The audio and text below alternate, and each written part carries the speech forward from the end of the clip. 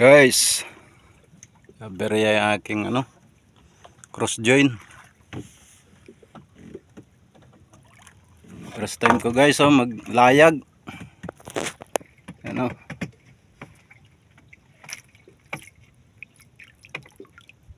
Oh.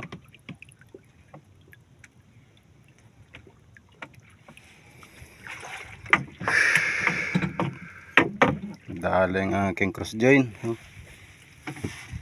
Basak. Malikot pa ito. Putol yung putol ang tali, oh. Laki ng tali, putol eh. No? Lakas pa ng tulo. Yan, walang kahangin-hangin, oh.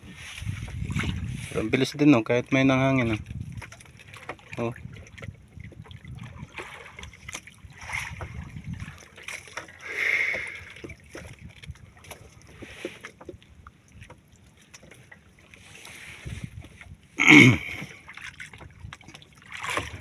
Buti maaga pa, oh.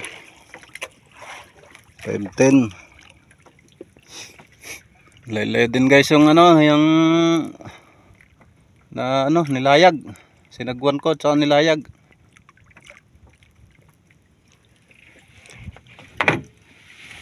Mga 20 minutes andun ako sa tabi.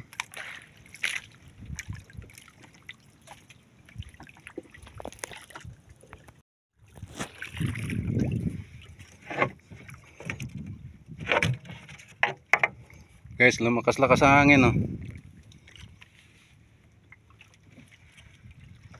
Lapit na.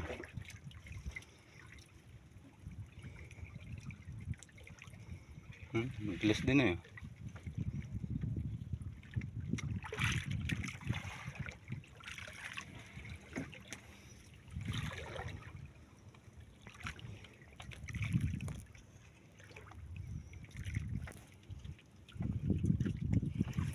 Guys, first time na naglayag.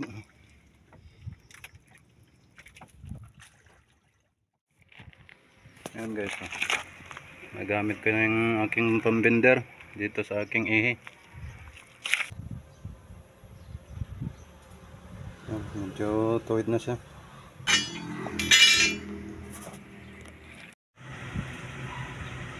Ito nga guys yung nangyari doon sa aking cross join. Yan, weldingan ko siya. Ito yung aking pang welding.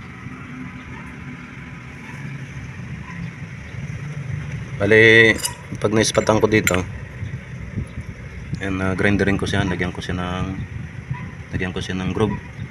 Ito, pag naispatan ko, lagyan ko siya ng groove para yung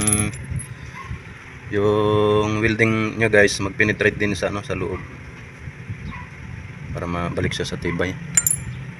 Weldingan ko na rin din ispatan ko na rin. Napagkataka ko guys, bakit naman yung mga nagawa nito hindi naman weldingan din ispatan.